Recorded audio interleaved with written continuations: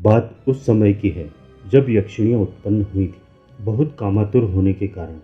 जब वह ऋषि और मुनियों को छूने लगी थी।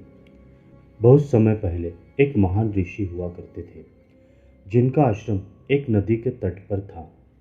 ऋषि घोर तेजस्वी थे और उनका तेज उनके चेहरे से झलकता था। ऋषि के तेज को देखकर जो यक्षिणियाँ धरती पर उत्पन्न हुई थी, उनमें से एक उन पर मोहित हो गई। वह यक्षिणी उन पर इतनी मोहित हो गई कि ऋषि को पाने की इच्छा से वह वहां पहुंची जहां ऋषि कठोर तपस्या कर रहे थे। ऋषि के पास पहुंचने के बाद फिर वह यक्षिणी अपनी शक्तियों से बेहद खूबसूरत शरीर धारण कर लेती है और वह अपनी कामुक अदाओं से ऋषि का ध्यान तोड़ने की कोशिश करने लगती है।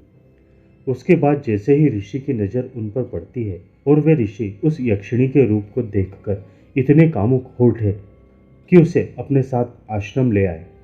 उसके बाद ऋषि उस यक्षिणी के सौंदर्य में इतना खो गए कि कई वर्षों तक उसके साथ संभोग करते रहे। एक दिन उस यक्षिणी ने ऋषि से कहा, हे ऋषि, अब मैं वापस जाना चाहती हूँ, इसलिए आप मुझे अब जाने की आज्ञा दीजिए। पर वह यक्षिणी कुछ और ही चाहती थी। उसके दिमाग में ऋषि के प्रति कुछ और ही चल रहा था।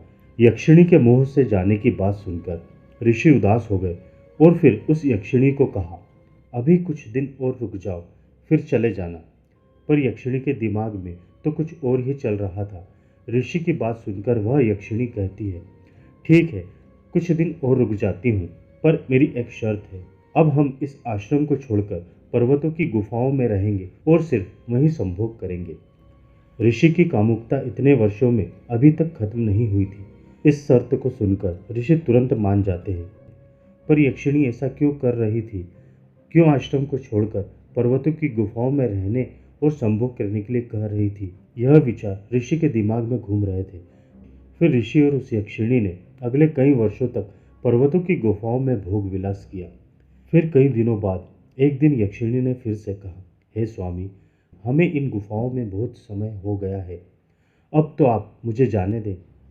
अभी भी वह यक्षिणी ऋषि के मन की बात जानने की कोशिश कर रही थी कि वह उसे जाने देंगे या नहीं, पर अभी भी उस यक्षिणी के मन में कुछ और ही चल रहा था। अब ऋषि ने उस यक्षिणी से क्या कहा और यक्षिणी के मन में क्या चल रहा है, क्योंकि यक्षिणी ऋषि के शरीर को पाने के उद्देश्य से आई थी, वह तो पूर्ण हो चुका था।